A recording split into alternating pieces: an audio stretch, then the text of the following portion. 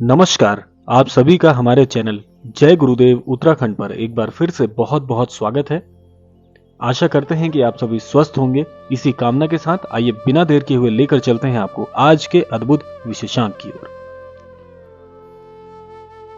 महाराज जी की अनन्य कृपा से आज आपको एक ऐसे अद्भुत संकेतों से अवगत कराएंगे जो कि आपके अच्छे दिन आने का बहुत ही अद्भुत संकेत होते हैं।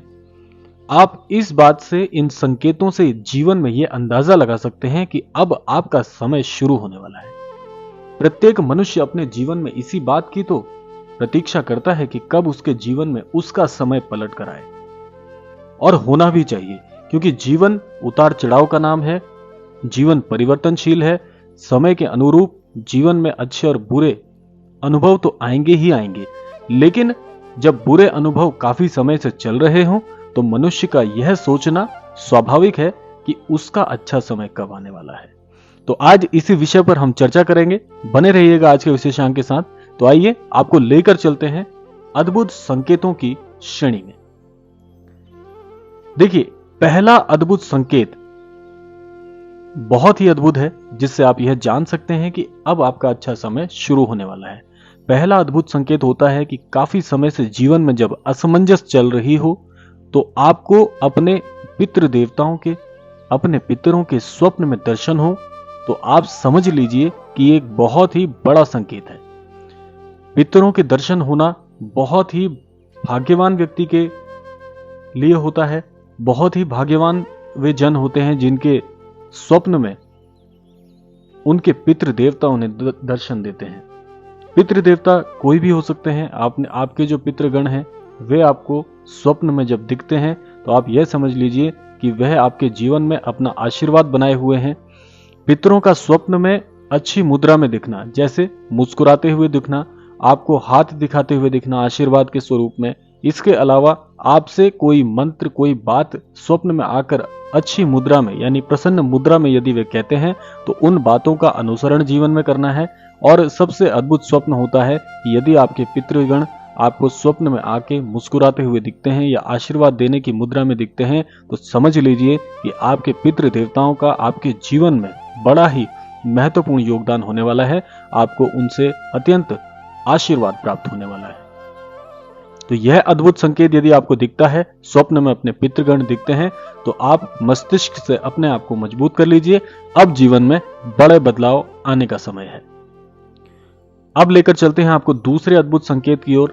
दूसरा अद्भुत संकेत बड़े ही भाग्यशाली जनों को दिखता है। तो यह होता है कि जैसे आज आपने देखा है कि आधुनिकीकरण की इस युग में पशु पक्षियों का अब हमारे जीवन में बहुत कम दिखना होता है।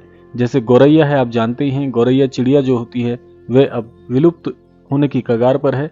लेकिन आपके जीवन में जब काफी असमंजस का समय चल रहा हो, बहुत ही कठिनाइयों का समय आ रहा हो, तब ऐसे में पशु पक्षियों का दिखना, आपके द्वार पर दस्तक देना, आपके द्वार पर दिखना बहुत ही अद्भुत होता है। और अद्भुत एक बात और मैं आपको बता दूं, जब गौरैया चिड़िया या कोई भी पक्षी आपके घर के अंदर प्रवेश कर जाते हैं, और प्रवेश करने के साथ साथ आपके घर के अंदर आने के पश्चात कुछ समय आपके द्वार पर अगर वो रहते हैं और उसके बाद वो चले जाते हैं, तो समझ लीजिए कि यह भी एक बड़ा अद्भुत संकेत है कि आपके जीवन में अब बदलाव आने वाले हैं, सफलता आपके मार्ग में है। यह इस बात का बड़ा ही अटल संकेत होता है कि आपके जीवन की परेशानियां अब समाप्त होने वाली हैं और जल्द ही आपको अच्छे लाभ के अवसर, अच्छी उन्नति के अवसर जीवन में प्राप्त होने वाले हैं।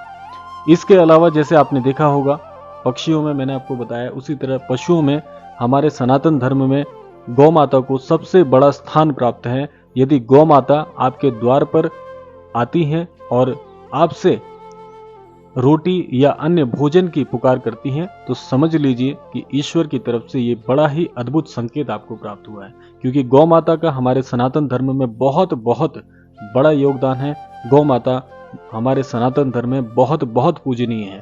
तो गौ माता का वैसे तो आपके द्वार पर आना ही एक बड़ी सौभाग्य की बात है, और अगर ऐसा होता है तो आप गौ माता को भोजन प्रसाद अवश्य दीजिए।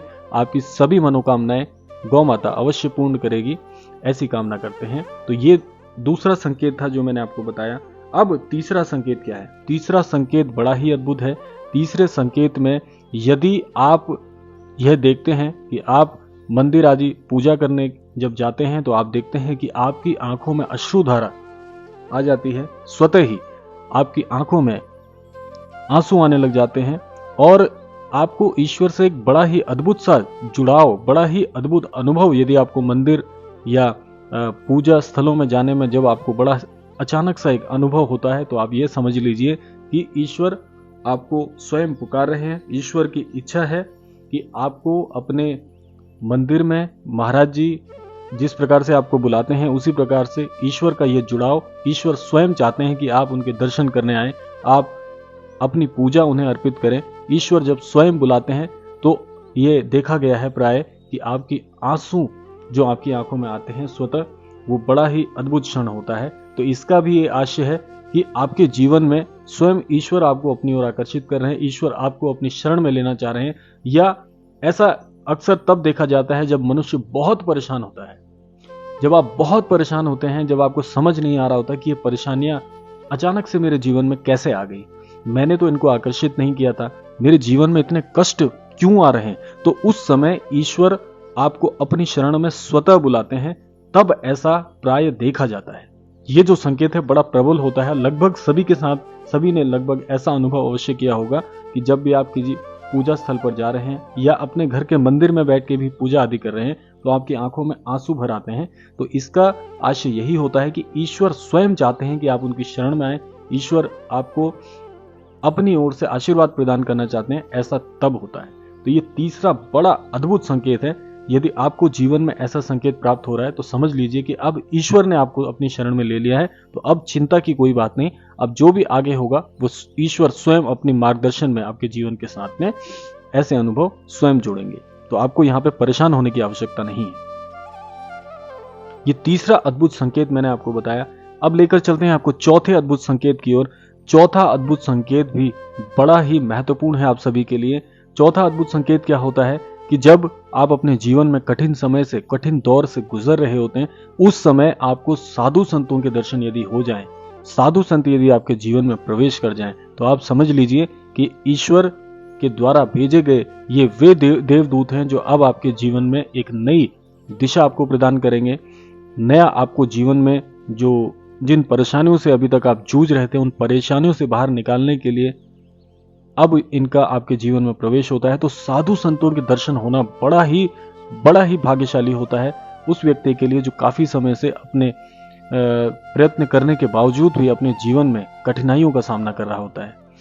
तो यदि आपको संत जनों के दर्शन होते हैं, या ऐसा भी हो सकता है कि आपके जीवन में आपको संत जन स्वतः ना दिखें, लेकिन आपका मन ऐसे किसी धाम में, जो जैसे कैंची धाम है, आप जानते हैं हमारे महाराज जी का कैंची धाम है, और अचानक से आपका कैंची धाम जाने की योजना यदि बन जाती है तो यह भी इसी श्रेणी में आता है। यह भी एक प्रकार का संकेत है।